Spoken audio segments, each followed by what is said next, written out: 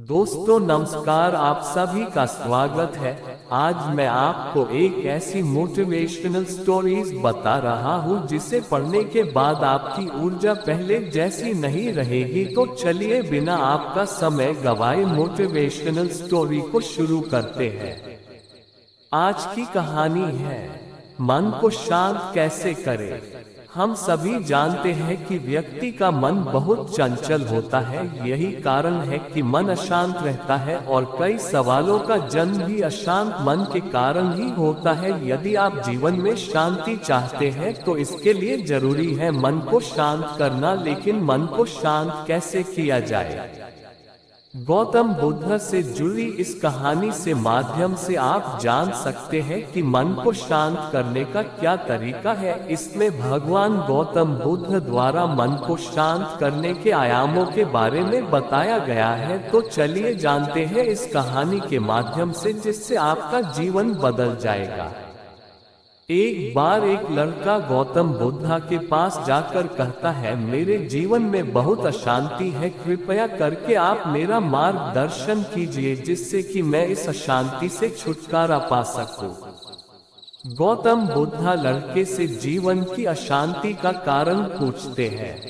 लड़का उत्तर देता है, अत्यधिक विचारों के कारण मेरे भीतर बहुत सारे विचार आते हैं जिससे मेरा मन अशांत रहता है। बुद्ध मुस्कुराते हुए कहते हैं, ऊपर आकाश की ओर देखो और बताओ तुम्हें सूर्य दिख रहा है। लड़का ऊपर देखता है और कहता है कि धूप दिखाई दे रहा है। बुद्ध उससे पूछते हैं कि अगर तुम लगातार धूप में खड़ा रहोगे तो क्या होगा? वह कहता है कि मुझे अत्यधिक गर्मी लगेगी और शरीर में बेचैनी होगी। बुद्ध लड़के से कहते हैं कि अगर धूप में खड़े रहने से तुम्हें गर्मी लगती है तो इसमें दोष किसका है, सूर्य के ताप का या तुम्हारा? लड़का कुछ सोचने के बाद कहता है, इसका जवाब आप ही बताइए। बुद्ध कहते हैं, सूर्य का काम है ताप देना और ताप का काम है गर्मी लगना। ऐसे में तो दोष तुम्हारा ही है। तुम धूप में जाकर खड़े हुए जिससे कि तुम्हें गर्मी लगी। तुम्हें अगर शीतलता चाहिए तो तुम्हें छांव में रहना होगा। ठीक इसी तरह चंचल मन का भी स्वभाव होता है, विचारों और भावनाओं को जागृत करना। विचार क्षण भर के लिए होते हैं, लेकिन विचार से पैदा हुई भावना देर तक टिकी रहती है। लेकिन ये अगर तुम्हें निर्णय लेना है कि तुम्हें विचार और भावनाओं के साथ चलना है या अलग दिशा बनानी है।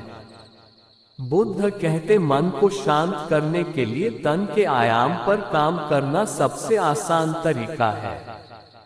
शरीर के स्तर पर हमारी कर्मेंद्रिया और ज्ञानेंद्रिया है।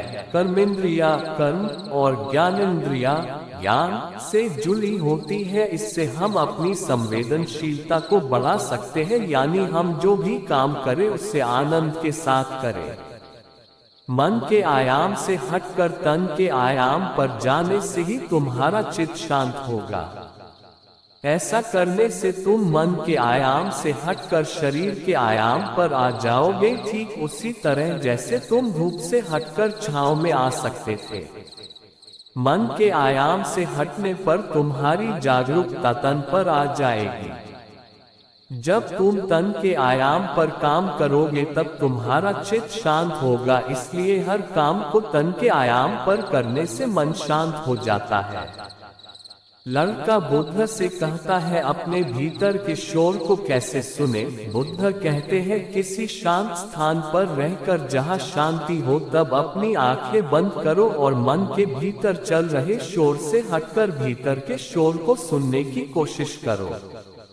शोर निरंतर चलता रहता है, लेकिन बाहर के शोर के कारण तुम अपने मन के भीतर चल रहे शोर को नहीं सुन पाते हो। जब तुम अपने दोनों कानों को तुम अपने हाथों से बंद कर दोगे तभी मन के शोर को सुन पाओगे। इसी तरह तुम मन के अशांति से दूर हो जाओगे और तुम्हारा मन शांत हो जाएगा। अगर आपको भी ये मोटिवेशनल स्टोरी अच्छी लगी हो तो कमेंट के माध्यम से हमें जरूर बताएं। अगर आप और भी मोटिवेशनल स्टोरी को पढ़ना चाहते हो तो आप बिल्कुल सही जगह हो। यहाँ पर आपको काफी सारी मोटिवेशनल स्टोरीज का संग्रह मिलेगा जो आपको जीवन में आगे बढ़ने की प्रेरणा देगा।